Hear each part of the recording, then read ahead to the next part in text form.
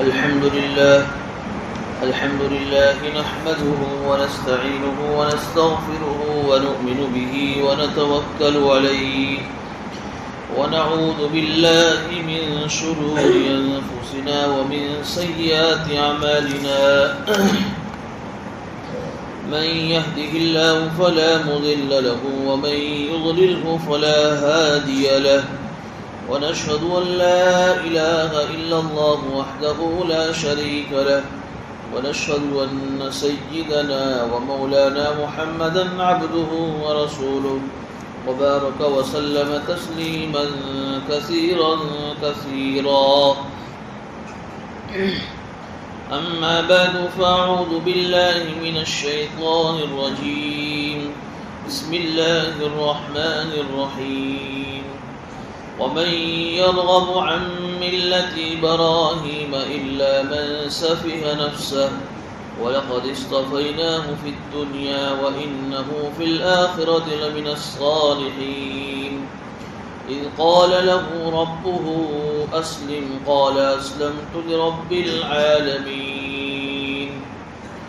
ووصى بها إبراهيم بني ويعقوب يا بني إن الله اصطفى لكم الدين فلا تموتن إلا وأنتم مسلمون صدق الله العظيم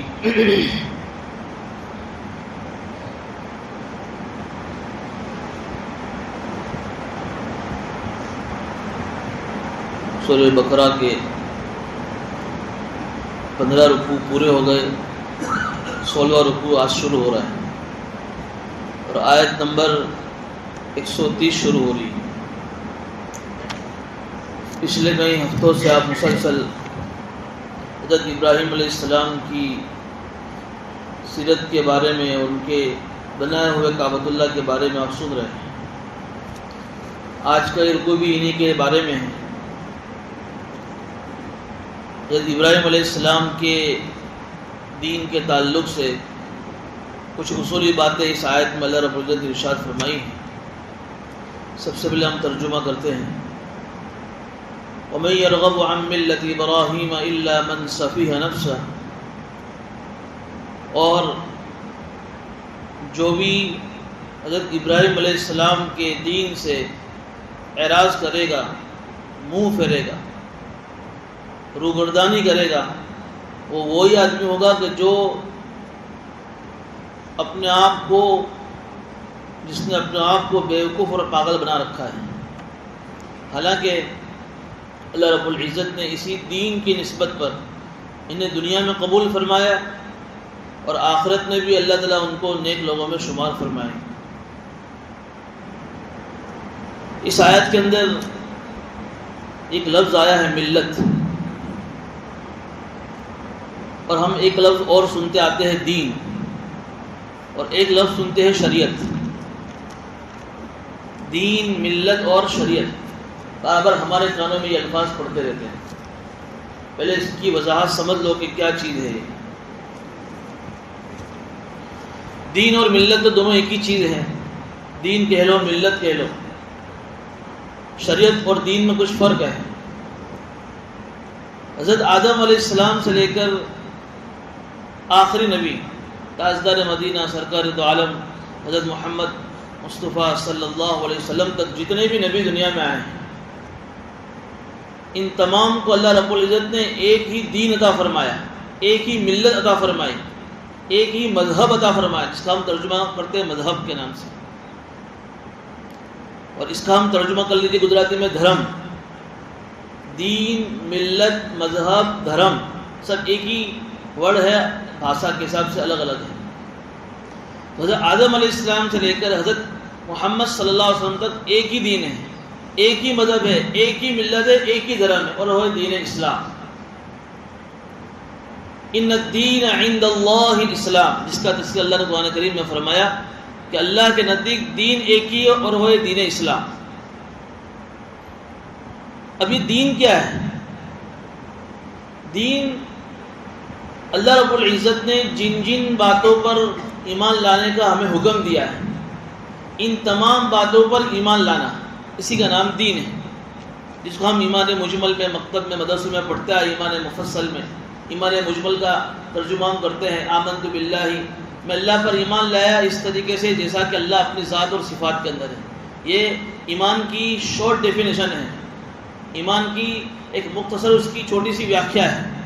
پھر اس ایمان کی تفصیلی اور ڈیٹیلی جو ڈیفینیشن ویاخیا آتی ہے ایمان مفصل میں، 7 چیزیں اس میں بیان ہوئی ہیں۔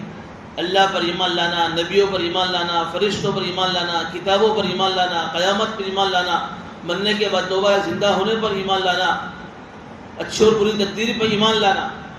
یہ ساری چیزیں وہ ہیں جس پر اللہ رب العزت نے ہمیں ایمان لانے کو، یعنی ماننے کو کہا ہے کہ مانو۔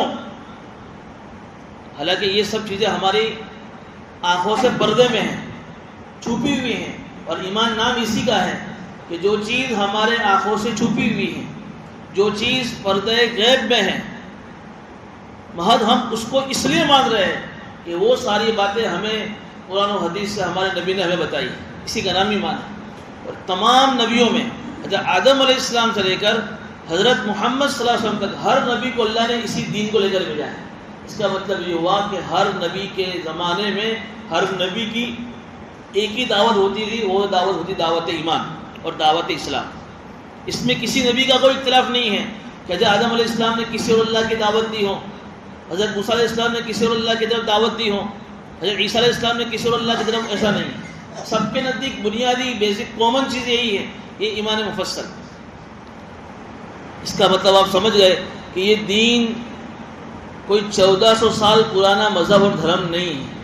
آج جو اعتراض کیا جا رہا ہے اسلام کے اوپر کہ اسلام تو 1400 سال پرانا ہے، یہ 1400 سال پرانا نہیں ہے، جب سے دنیا بنی ہے تب سے یہ اسلام ہے۔ یہ سمجھ رہے ہیں آپ، اس کو سمجھنا ہے۔ لوگ یہ کہہ رہے ہیں یہ اسلام تو ابھی ابھی آیا ہے، 1400 سال ہوئے ہیں، اس کے پہلے اسلام تھا ہی نہیں، پھر کس اسلام کی تم تبلیغ اور اس کا پرچار کر رہے ہو، کس دھرم کے پھیلانے کی تم بات کر رہے ہو؟ حالانکہ دین جس کو ہم مذہب کے لیجئے، ملت کے لیجئے، دھرم کے لیجئے، جب سے دنیا بنی ہے وہ سب سے پہلے نبی جب آدم آئے اللہ نے ان کو یہ دین عطا فرمایا ہے۔ ہاں یہ بات ہے کہ ہر نبی کے زمانے میں اس دین کا کچھ نام الگ ہوتا تھا، جیسے جب موسیٰ علیہ السلام کے زمانے میں انہوں نے اپنے دین کا نام رکھا دین موسیٰ، دین عیسیٰ، نبی کی طرف نسبت کرتے ہوئے، لیکن سب کی دین کی، اسلام کی حقیقت ایک ہی تھی، وہ یہ تھی کہ اطاعت اور اللہ کی طرف اللہ کی فرما برداری۔ یہ حضرت ابراہیم علیہ السلام کی خصوصیت ہے کہ حضرت ابراہیم علیہ السلام نے اس دین کا نام دین اسلام رکھا۔ اب 17 پارہ کے آخری رکوع کی آپ جب تلاوت کریں گے آپ کو الفاظ ملیں گے، ملت ابیکم ابراہیم هو سماکم المسلمین، تم اپنے اپنا دادا حضرت ابراہیم علیہ السلام کے ملت پر، ان کے دین پر، ان کے مذہب پر قائم رہو۔ هو سماکم المسلمین، اور انہوں نے تمہارے اس دین کا نام تو اور تمہارا نام مسلمان رکھا ہے، اس لیے کہ اسلام دھرم کے ماننے والے کو ہی مسلمان کہتے ہیں۔ اور انہی کی خصوصیت ہے کہ انہوں نے اپنی دعا میں جب مانگا کہ اللہ میری اولاد میں ایک ایسی امت پیدا فرما جو امت مسلمہ ہو، اور اسی امت مسلمہ میں حضرت ابراہیم علیہ السلام نے اللہ کے نبی کو مانگا۔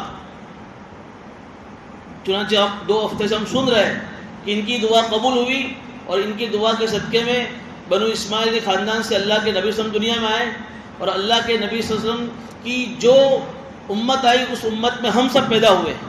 تو حضرت محمد صلی اللہ علیہ وسلم کی طرف نسبت کرتے ہوئے ہم امت محمدیہ ہیں، لیکن حضرت ابراہیم علیہ السلام کی دعا کی برکت سے ہم امت مسلمہ ہیں۔ ربنا وجعلنا مسلمین لک ومن ذریتنا امۃ مسلمۃ لک، دعا کہ اللہ مجھے اور میرے بیٹے اسماعیل کو دونوں کو تیرا فرما بردار بنائے رکھ، استقامت کی دعا مانگی۔ پھر ایسی امت بھی مجھے عطا فرما جو امت مسلمہ ہو، کہ انہوں نے اپنی امت کا نام بھی امت مسلمہ رکھا، جو دین دے کر اللہ نے اس کو دنیا میں بھیجا وہ دین کا نام بھی انہوں نے دین اسلام رکھا۔ اس کا مطلب یہ ہوا کہ ہر زمانے میں جو نبی جو دین لے کر آیا وہ دین اسلام تھا، وہ چاہے اس کا نام کچھ اور ہو لیکن اس کا نام وہ دین کا تھا دین اسلام، اور سارے کے سارے نبیوں کے دین اللہ کے نزدیک مقبول اور پسندیدہ تھے۔ اتنی بات سمجھ میں آ گئی۔ اب حضرت ابراہیم علیہ السلام سے ہی پھر 2 ان کے اولاد حضرت اسحاق علیہ السلام، حضرت اسماعیل علیہ السلام۔ اسحاق علیہ السلام کے بیٹے یعقوب علیہ السلام، ان سے جو نسل چلی ان کو ہم بنو اسرائیل کہتے ہیں۔ ادھر حضرت اسماعیل علیہ السلام، ان کے خاندان سے جو نسل تھی اس کو ہم بنو اسماعیل کہتے ہیں. تو بنو اسرائیل اور بنو اسماعیل یہ دونوں جا کر ملتے حضرت ابراہیم علیہ السلام تک. اسی بنو اسرائیل کے اندر حضرت موسیٰ علیہ السلام آئے، اسی بنو اسرائیل میں حضرت عیسیٰ علیہ السلام آئے. اب عیسیٰ علیہ السلام کے ماننے والے کو ہم عیسائی کہتے ہیں، موسیٰ علیہ السلام کے ماننے والے کو ہم یہودی کہتے ہیں. اب یہودی اور عیسائی ان کا زمانہ حضرت ابراہیم سے پہلے کا ہوا کہ بعد کا ہوا؟ کب کا ہوا؟ بعد کا ہوا نا. کہ بنو اسرائیل میں 4,500 نبی آئے، ان میں حضرت موسیٰ بھی آئے، حضرت عیسیٰ بھی آئے، بلکہ یہ آخری نبیوں میں ان کا شمار ہوتا ہے. تو عیسیٰ علیہ السلام کے ماننے والے اپنے آپ کو عیسائی کہتے ہیں، موسیٰ علیہ السلام کے ماننے والے اپنے آپ کو یہودی کہتے ہیں.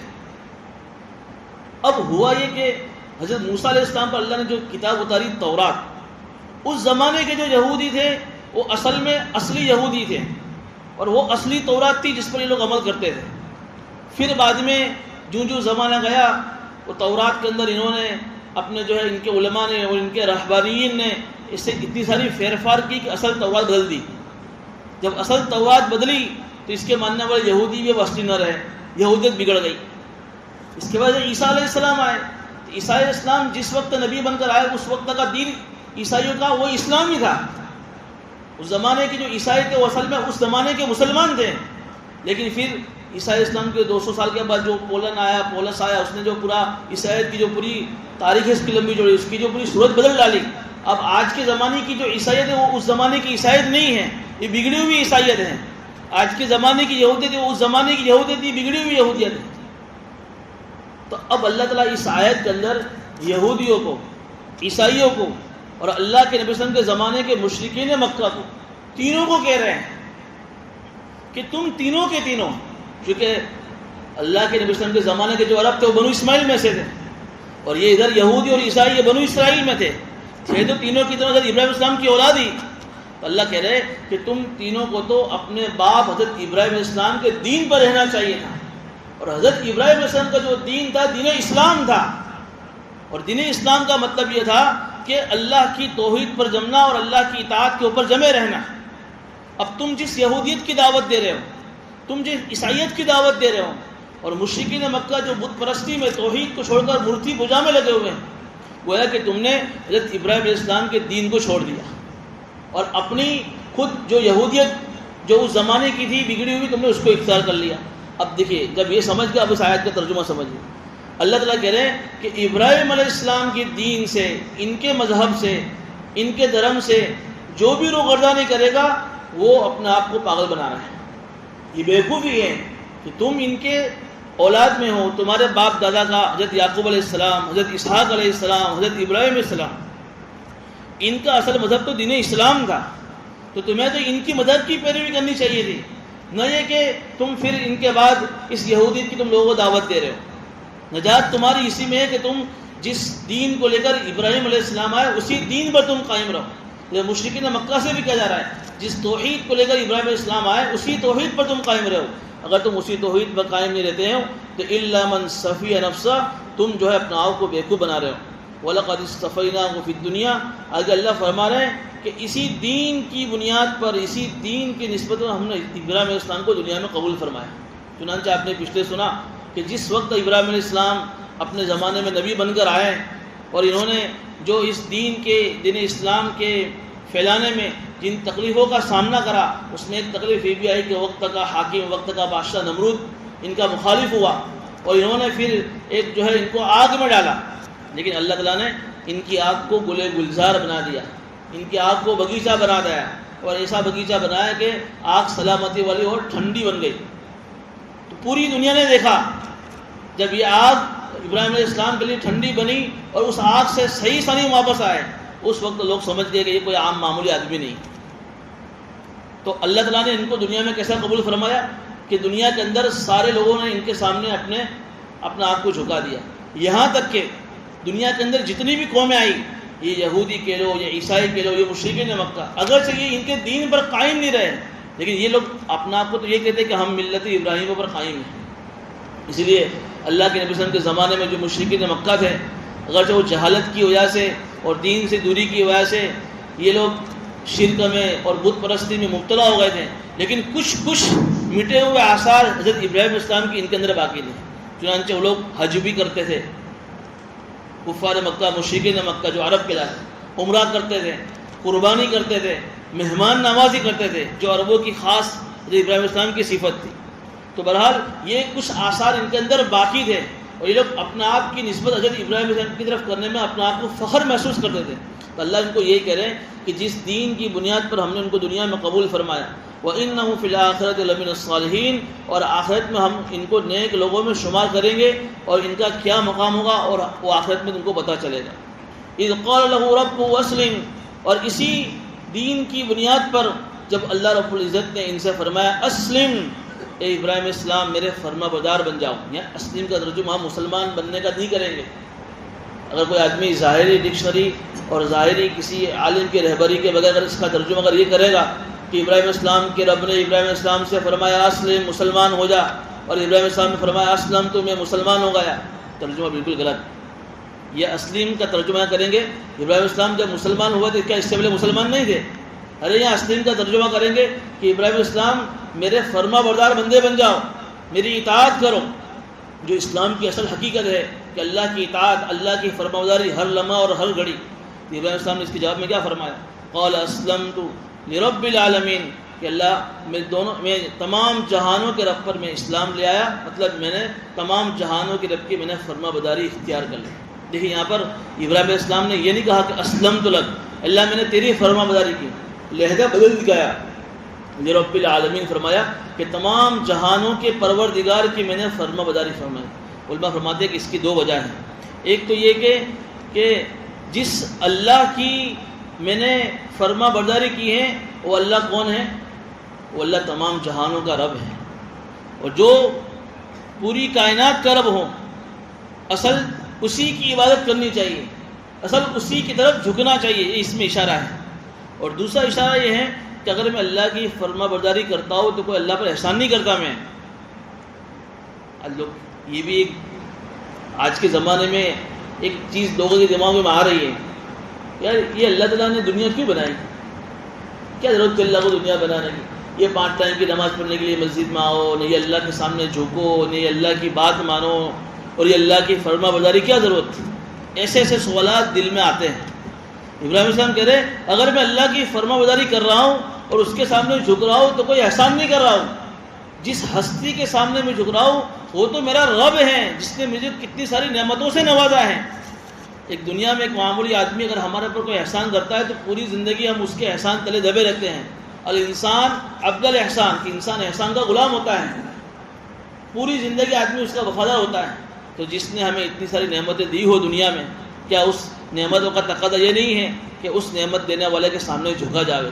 تو یہ ایک ادب کا تقاضا بھی یہی ہے کہ اللہ کی عبادت کرے، دل میں یہ نہیں آنا چاہیے کہ اللہ تو مجھے اپنی عبادت کیوں کروا رہا ہے۔ یہ دو باتیں مفسرین نے یہاں لکھی ہیں۔ بہرحال اب ووصى بها ابراہیم سے تیسری آیت میں اللہ تعالیٰ ابراہیم علیہ السلام کی ایک اور بات نقل فرما رہے ہیں کہ دیکھو جو دین ہم نے ابراہیم علیہ السلام کو دے کر بھیجا، اسی دین کے اوپر جمنے کے لیے ابراہیم علیہ السلام نے اور ان کے بیٹے یعنی بیٹے مطلب پوتے یعقوب علیہ السلام نے اپنے بیٹوں کو نصیحت فرمائی، وصیت فرمائی۔ کیا وصیت فرمائی؟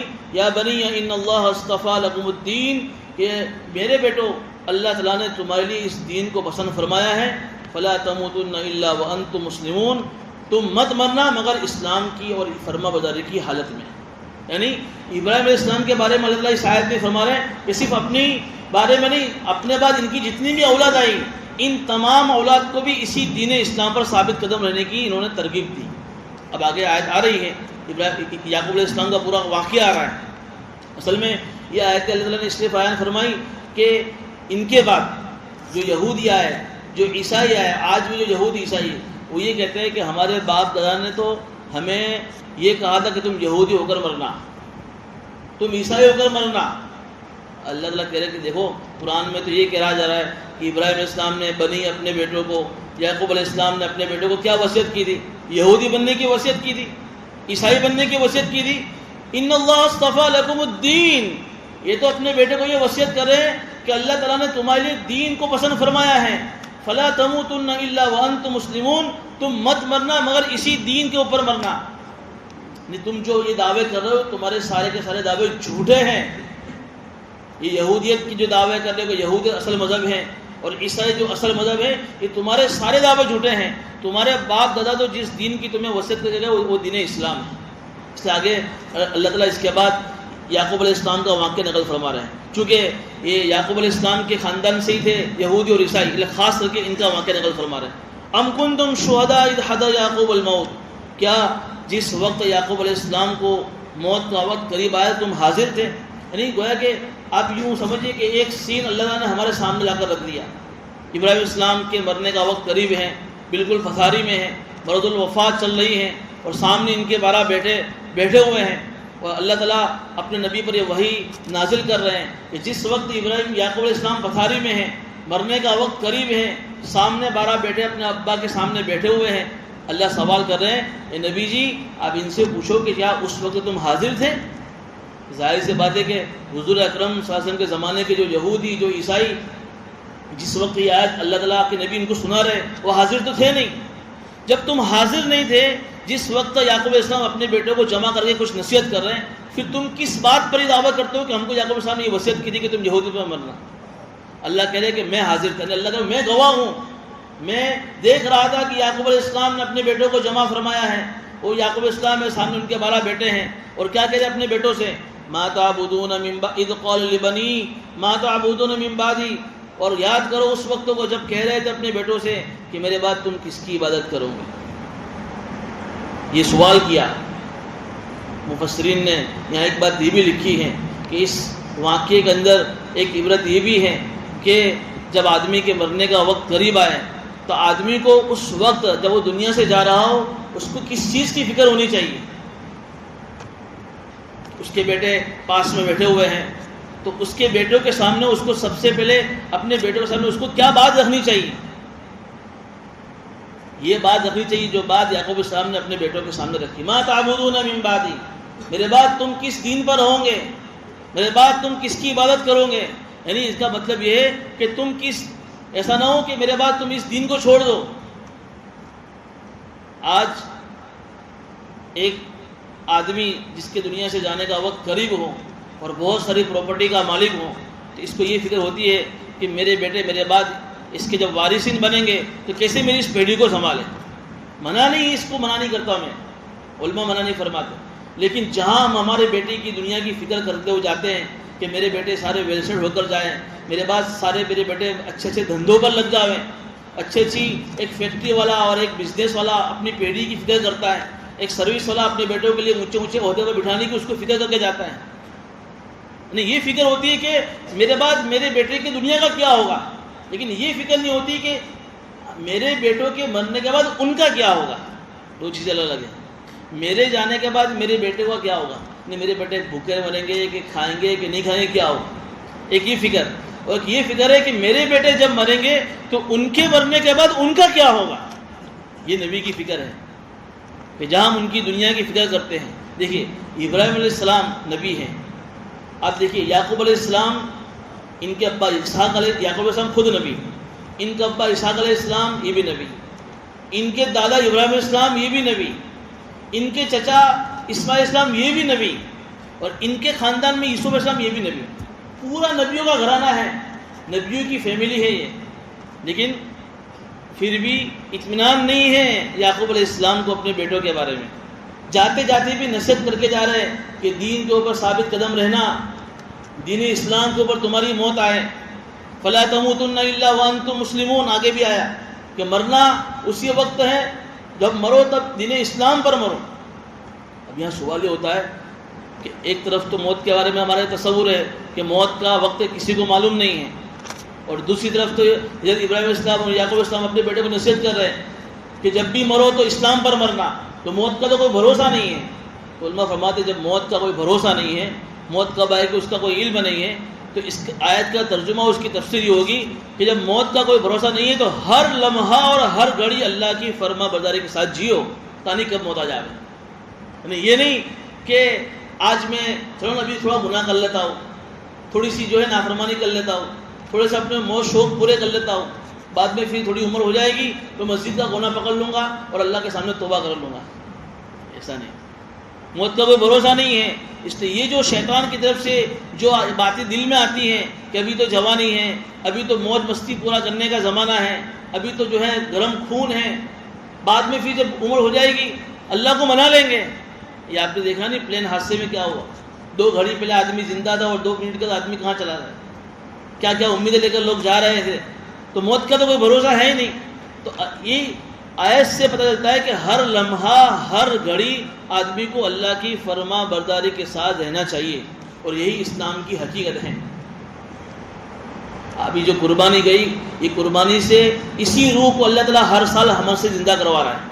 بے قربانی کرو, قربانی کرنے کے ساتھ ساتھ اس روح کو, اسلام کی حقیقت کو بھی زندہ کرو, جو حقیقت آج سے 4000 سال پہلے ابراہیم علیہ السلام نے اللہ کے سامنے کر کے دکھائی تھی.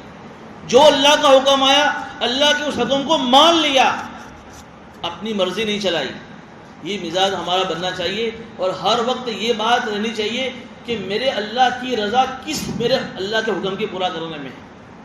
پھر میری مرضی کچھ بھی ہو, یہ کام پورا کرنے میں میرا اللہ راضی ہوتا ہے, مجھے اس کام کو پورا کرنا ہے چاہے وہ کام میرے مرضی کے خلاف ہو. لیکن آج آدمی اس سے غافل ہے.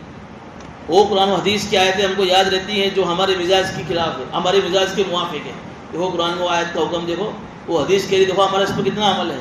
لیکن وہ قرآن و حدیث کی آیتیں جس پر عمل کرنے سے آدمی کو تکلیف ہوتی ہے, آدمی اس کے اندر اسی تعویلیں لاتا ہے, اور قرآن و حدیث کی آیتوں کو آدمی اپنی مرضی کے تابع بنانے کی کوشش کرتا ہے. یہ اسلام نہیں ہے. یہ اسلام نہیں ہے, یہ صرف ظاہری اسلام ہے. اسلام کی حقیقت تو یہ ہے کہ رضا بالقضاء, اللہ کے ہر فیصلے پر راضی رہنا, اور ہر وقت اللہ کے حکم کے سامنے جھک جانا. وہ حدیث میں حضور نے فرمایا لا یؤمن احدکم حتی یکون ہواہ تبعا لما جئت بہ, جب تک کہ اپنی مرضی کو اللہ کے دین کے تابع نہیں کرو گے تب تک تم پکے ایمان والے ہو ہی نہیں سکتے. ساری ہماری مرضی اللہ کے دین کے تابع. یہ نبیوں کے گھرانے کے لوگ اپنے بیٹوں کے بارے میں یہ فکر کر رہے ہیں. اس آیت سے ہمیں یہ سبق ملتا ہے کہ ہمیں بھی ہمارے جانے کے بعد ہماری سب سے پہلی فکر یہ ہونی چاہیے کہ میرے بعد میرے بیٹے, ایسا نہ ہو کہ ابھی تو میں ہوں زندہ تو میرے ڈر سے میرے بیٹے نماز پڑھ رہے ہیں, باپ کے ڈر سے بیٹا جو ہے مسجد میں آ رہا ہے, باپ کے ڈر سے بیٹا کچھ دیندار ہیں. جیسا باپ گیا اور پھر باپ کی جو میراث ہاتھ میں آئی اور پھر وہ دینداری چھوڑ دی. سب سے بڑی ذمہ داری باپ کی یہ ہے کہ باپ اپنی حیات میں اپنے بیٹے کو دیندار بنا کر جائے, اور سب سے بڑی باپ کی خوش نصیبی یہی ہے کہ ان کی حیاتی میں اس کا بیٹا فرما بردار ہونا چاہیے, اللہ کے دین کا تابع ہونا چاہیے. اس سے بڑی کوئی کامیابی نہیں. حضرت عمر ثانی, عمر بن عبدالعزیز رحمۃ اللہ علیہ, ان کے بارے میں آپ نے سنا ہوگا, کتنے بڑے وقت تک یہ بادشاہ گزرے تھے, لیکن جب دنیا سے جا رہے ان کے بیٹوں کے پاس کچھ نہیں تھا. لوگوں نے کہا بھی کہ تمہارے 11 بیٹے ہیں, تم نے ان کو کچھ دیا ہی نہیں اپنی بادشاہت میں سے اور بادشاہت کے خزانوں میں سے. کہا کہ میں ان کو دین پر چھوڑ کے جا رہا ہوں, اگر وہ دین پر ہوں گے تو اللہ ان کو ضائع نہیں کرے. چنانچہ ان کے بعد پھر جو دوسرے بادشاہ آئے, انہوں نے دیکھا کہ عمر بن عبدالعزیز کے بیٹوں کے اندر اتنی ساری دینداری ہیں اور اتنے سارے ایماندار ہیں, تو ان کے بعد کا جو بادشاہ انہوں نے عمر بن عبدالعزیز کے 11 بیٹوں کو الگ الگ جگہ کا 11 بیٹوں کو گورنر بنا دیا. دین ہوگا تو دنیا قدموں میں آئے گی ضرور, اس لیے کہ دنیا اللہ تعالیٰ مقدر کی دیں گے اور دین محنت سے زندگی میں آئے گا. یہ نہیں ہوگا کہ آگے آ رہا ہے باپ دیندار ہے تو آٹومیٹک اس کی دینداری بیٹوں میں آ جائے گی, ایسا نہیں ہوگا. میں آپ کو اس کی ایک مثال دوں, آگے وہ بات آ رہی ہے. باپ کو اگر باپ نے اگر کھایا ہے تو ایسا نہیں کہ بیٹے کی بھی بھوک ختم ہو جائے گی, ہوگی, بیٹے کو بھی کھانا پڑے گا. باپ دیندار ہے تو اس کی دینداری آٹومیٹک بیٹوں میں منتقل نہیں ہوگی. بیٹے کو اگر عالم بننا ہے, مفتی بننا ہے, تو اس کو بھی وہی پروسیس سے گزرنا پڑے گا جو اس کا باپ وہاں سے گزر کر آیا ہے. جب دنیا کے معاملے میں ایسا ہے نہیں, ابھی دین کے معاملے میں کہاں سے ایسا ہو. دنیا مقدر کی ملے گی, اس کے لیے آدمی اسباب اختیار کرے, وسائل اختیار کرے, جو ذرائع حلال اس کو اختیار کرے. لیکن ضروری یہ ہے کہ دین پر ہماری اولاد باقی رہے, تو ان کی دینی اور روحانی اور اخلاقی تربیت کرنا ایک باپ کی سب سے بڑی ذمہ داری ہے. ورنہ آج کل ہر باپ کا یہ مسئلہ ہے کہ میرا بیٹا میرا نافرمان ہے. میں میرے بارے میں, آپ اپنے بارے میں سوچو کہ میں نے میرے بیٹے کو دیندار بنانے کی کتنی کوشش کی. رات میں اٹھ کر میں اپنے بیٹوں کے لیے کتنی دعائیں کرتا ہوں. ایک نبی دنیا سے جا رہا ہے اور 12 بیٹوں کو بٹھا کر یہ کہہ رہا ہے کہ ما تعبدون من بعدی. تو کیا نبی اپنے بیٹے کو یہ پوچھ سکتا ہے؟ تو کیا ہم ہمارے بیٹے کو یہ نہیں کہہ سکتے کہ بیٹا تم کیا کر رہے ہو؟ روزانہ رات میں اپنے بیٹے کو لے کر بیٹھو، بیٹا آج دن بھر میں تم نے اسکول میں کیا سیکھا، تم نے آج مدرسوں میں کیا سیکھا، اور یہ نظر کرو ہمارے بیٹوں پر کہ کن سے دوستی کر رہا ہے، کن کی صحبتوں میں بیٹھ رہا ہے. یہ ایک باپ کی ذمہ داری ہے. یہ نہیں کہ پاکٹ خرچ دے دیا اور تو تیری جگہ پر اور نہیں میری جگہ پر. صبح نکلتے ہیں دکان پر تو بیٹا اسکول گیا ہوا ہوتا ہے یا سویا ہوا ہوتا ہے، رات کو دکان سے آتے ہیں تو بیٹا تھک ہار کر سویا ہوا ہوتا ہے، باپ اپنے روم میں بیٹا اپنے روم میں. ایسا لگ رہا ہے کہ آج کے زمانے کے جو ہمارے گھر ہیں نا، ایک یوں سمجھیے کہ یہ بازاروں میں جو ہوٹلیں ہوتی ہیں گیسٹ ہاؤس بنے ہوئے ہیں. گیسٹ ہاؤس میں کیا ہوتا ہے 10 روم ہیں، ہر روم اپنے اندر، ہر روم کا آدمی اپنے روم کو بند کر کے اندر اپنی مستی میں مست ہے. بیٹا اپنے روم میں ہے، باپ اپنے روم میں ہے، بیٹی اپنے روم میں ہے، فلاں اپنے روم میں ہے. ایسا لگ رہا ہے کہ کوئی ایک دوسرے سے ملنے کو تیار نہیں. ایسا نہیں ہو رہا ہے؟ ہر ایک اپنی اپنی مستی میں، کسی کو کچھ پڑی نہیں ہے. یہ ماحول نہیں ہونا چاہیے. رات ہوتے ہی سارے بیٹوں کو جمع کرو، دین کی تھوڑی باتیں بیٹوں کے سامنے آوے، اخلاق کی لائن کی باتیں، تربیت کی لائن کی باتیں، تاکہ ہمارے بیٹوں کی ہماری جو اصل فکر ہے وہ ہمارے بیٹوں میں منتقل ہونی چاہیے. قوا انفسکم واہلیکم نارا. حضرت علی نے کیا فرمایا کہ اپنے بیٹوں کو، اپنے آپ کو جہنم، اپنے گھر والوں کو جہنم کی آگ سے بچاؤ، یعنی ان کو دیندار بناؤ. اللہ کے نبی کو جب نبی بنایا تو سب سے پہلی جو آیت آئی نبوت ملنے کے بعد، وَأَنذِرْ عَشِيرَتَكَ الْأَقْرَبِينَ، اپنے رشتہ داروں کو جہنم کی آگ سے ڈراؤ. اس لیے کہ اگر تمہارے رشتہ دار دیندار ہوں گے اور تمہارے بیٹے دیندار ہوں گے تو تمہاری تبلیغ کا اثر دوسروں پر پڑے گا. تم تو بڑے مبلغ ہو، بڑے جو ہے دین کا کام کر رہے ہو، لیکن تمہارا اپنا بیٹا دیکھو تو بے دین گھوم رہا ہے. تمہارے گھروں میں تربیت کا کوئی نظام نہیں ہے، تربیت کا کوئی ماحول نہیں ہے، تو تمہاری اپنی دینداری اپنے بیٹوں میں کیوں منتقل نہیں ہو رہی ہے؟ تم کیوں اپنے اولاد کی فکر نہیں کر رہے ہیں؟ یہ آیت کے اندر سب سے بڑا میسیج مل رہا ہے. اذ قال لبنیہ ما تعبدون من بعدی. بیٹے کیا کہہ رہے ہیں ابا کے جواب میں؟ قالوا نعبد الہک و الہ آبائک ابراہیم و اسماعیل و اسحاق الہ واحدا. ابا جان گھبرائیے مت، ہم آپ کے اللہ کی عبادت کریں گے اور آپ کے دادا ابراہیم علیہ السلام کی، اسماعیل علیہ السلام کی، اسحاق علیہ السلام کی خدا کی، یعنی ایک اللہ ہی کی ہم عبادت کریں گے. آپ گھبرائیے مت، انشاءاللہ جو دین آپ ہم کو دے کے گئے ہم اسی دین پر باقی رہیں گے. وَنَحْنُ لَهُ مُسْلِمُونَ، ہم اسی اللہ کے فرما بردار بن کر جئیں گے. تِلْكَ أُمَّةٌ قَدْ خَلَتْ، اللہ فرما رہے ہیں یہ ایک امت تھی جو گزر گئی. یعنی یہ یہودیوں سے کہہ رہے ہیں کہ تمہارے جو باپ دادا ہے نا، ابراہیم علیہ السلام، اسماعیل علیہ السلام، اسحاق علیہ السلام، یعقوب علیہ السلام، یہ ایک قوم تھی، یہ کچھ لوگ تھے تمہارے اسلاف تھے جو گزر گئے. لہا ما کسبت، جو کچھ انہوں نے نیک اعمال کیے ان کے کام آئے گا. ایسا نہیں ہے کہ تمہارے باپ دادا نیک تھے تو ان کی نیکی کی وجہ سے تم بھی بخشے جاؤں گے. نہیں، ان کی نیکی تمہارے کام نہیں آئے گی. وَلَكُمْ مَا كَسَبْتُمْ، تم اگر نیک ہو تو تمہاری نیکی تمہارے کام آئے گی. یہودی کو یہ تھا اور ان کا تو یہ بھرم تھا، یہ بار بار کہتے تھے کہ ہم تو ہمارے باپ دادا کی وجہ سے ہم تو بخشا ہے، جنت میں تو ہم ہی جائیں گے، جو کچھ ہم نے گناہ کیا اس کی سزا ملے گی، باقی جنت کے ٹھیکیدار تو ہماری، جنت کی ٹھیکیداری تو ہماری. ایسا یہ لوگ کہتے تھے. یعنی ہمارے باپ دادا جو ہمارے نبی تھے نا، یہ سب ہمارے سارے گناہوں کو بخشوا دیں گے. اللہ فرمائے نہیں، لہا ما کسبت، جو نیکی کی انہوں نے وہ نیکی ان کے کام آئے گی، تمہارے کچھ کام نہیں آئے گی. اور جو تم نے نیکی کی وہ تمہارے کام آئے گی. اس کے بالخلاف جو عذاب گناہ ان کو ہوگا، ان کے گناہوں کی نحوست کی وجہ سے وہ عذاب تمہیں نہیں ملے گا. اگر انہوں نے گناہ کیے ہیں تمہارے باپ دادا نے تو ان کا عذاب ان کو بھگتنا ہے. تم نے گناہ کیے ہیں تو تمہارے گناہ کا وبال تمہارے اوپر آئے گا. ایک دوسرے کا بوجھ ایک دوسرے پر قیامت کے دن نہیں ڈالا جائے گا. کوئی باپ یہ نہیں کہے گا کہ میرے بیٹے نے میرے بعد جتنے بھی گناہ کیا نا، اللہ سارے گناہ تو میرے کو دے دے. وہ کہے گا پھر بھی اللہ جو ہے اس بیٹے کے گناہ باپ پر نہیں ڈالے گا. حالانکہ ایسا ہوگا نہیں. وہ آپ سن رہے ہیں تیسرے بارے میں ایسا نفسا نفسی عالم ہوگا کہ باپ بیٹے کو دیکھ کر بھاگے گا، بیٹا باپ کو دیکھ کر بھاگے گا، بیوی شوہر کو دیکھ کر بھاگے گی، شوہر بیوی کو دیکھ کر بھاگے گا. پھر بھی اگر مان لو کہ کوئی باپ یوں کہے کہ میرے کو میرے بیٹے سے اتنی محبت ہے تو اس نے جتنے گناہ کے سب میرے اوپر، ایسا نہیں ہوگا. ولا تزر وازرۃ وزر اخرى، جس نے جو کیا اس کو بھگتنا پڑے گا. اس لیے تمہارا یہ گمان ہے کہ تمہارے باپ دادا نبی تھے تم بخشے جاؤں گے، یہ تمہارا گمان غلط ہے. آج بھی بہت سارے لوگ کہتے ہیں میں تو سید گھرانے سے ہوں، میں تو نبی کے خاندان سے ہوں، میں تو آل رسول میں سے ہوں، میری تو معافی ہو گئی۔ حضور کا جملہ یاد نہیں ہمارے کو؟ اپنی پوری فیملی سے کہا تھا، اے قریش کے لوگوں، اے میرے خاندان والوں، ایسا نہ ہو کہ کل قیامت کے دن لوگ اپنے نیک اعمال لے کر آئے اور نیک اعمال کی بنیاد پر آگے چلے جائیں اور تم یہ سمجھو کہ بھئی ہمارے خاندان کے ایک نبی آئے تھے اور میں تمہاری بخشش نہ کروا سکوں اور تمہیں پچھتانا پڑے، ایسا نہ ہو۔ تمہیں تو تمہارے اعمال کام آئیں گے، میرے نبی کے گھرانے کے ہونے کی برکت سے کوئی اللہ تمہیں کامیاب نہیں کرے گا۔ اس چیزیں ہمارے عبرت کے لیے ہیں، اس لیے ہمیں اپنے اعمال کی فکر کرنی ہے۔ ہمارے باپ دادا دیندار ہیں، اچھی بات ہے کہ ہم کو اللہ نے دیندار گھرانے میں پیدا فرمایا، لیکن اس کا مطلب یہ نہیں ہے کہ میرے ابا دیندار ہیں، میرے دادا پردادا دیندار تھے اور تو میری بھی معافی ہو گئی۔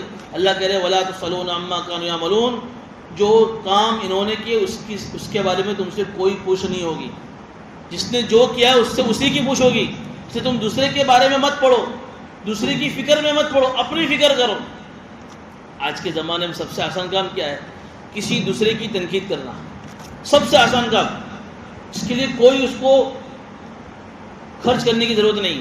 سب سے آسان کام آج کے زمانے میں کسی دوسرے پر انگلی اٹھانا، اور سب سے بھاری کام اپنی اصلاح کرنا ہے۔ میں کیا کر رہا ہوں مجھے اس کی فکر نہیں، دیکھو نماز نہیں پڑھتا، وہ دیکھو یہاں نہیں کر رہا ہے، وہ اس کے ساتھ یہ کر رہا ہے، وہ اس کے ساتھ یہ کر رہا ہے، میں کیا کر رہا ہوں اس کے بارے میں مجھے کوئی فکر نہیں۔ اللہ کہہ رہے وَلَا تُسْأَلُونَ عَمَّا كَانُوا يَعْمَلُونَ، جو یہ لوگ کر رہے ہیں اس کے بارے میں تم سے کوئی پوچھ نہیں ہوگی کہ یہ نماز پڑھتا تھا کہ نہیں پڑھتا تھا، یہ کرتا، تم نے کیا کیا تمہارے بارے میں تم سے اللہ پوچھے گا۔ تو تِلْكَ أُمَّةٌ قَدْ خَلَتْ لَهَا مَا كَسَبَتْ وَلَكُمْ مَا كَسَبْتُمْ، یہ تمہارے آبا و اجداد تھے جو گزر گئے، جو کچھ انہوں نے نیک کام کیا وہ ان کے لیے ہیں، وَلَكُمْ مَا كَسَبْتُمْ، جو تم نیک کام کرو گے تمہارے لیے ہیں، وَلَا تُسْأَلُونَ عَمَّا كَانُوا يَعْمَلُونَ، اور جو کچھ یہ لوگ کر گئے تم سے اس کے بارے میں پوچھنی ہوگی۔ یہ جو آیت آئی نا أَمْ كُنتُمْ شُهَدَاءَ والی، حضرت مولانا علی میں ندوی رحمۃ اللہ علیہ اس آیت کے بارے میں یہ کہتے تھے کہ پوری دنیا کا مجمع میرے سامنے ہو، پوری دنیا کا مجمع میرے سامنے ہو اور مجھے یوں کہا جائے کہ 10 منٹ بیان کرو، میں صرف اس آیت کی تفسیر لوگوں کے سامنے بیان کر دوں گا۔ کتنی اہم یہ آیت ہوگی۔ یہ کون ہے؟ حضرت علی ندوی، جس کو ہم نہیں پہچانتے ہندوستان والے، یہ ہمارے ملک بھارت کے لکھنؤ کے رہنے والے۔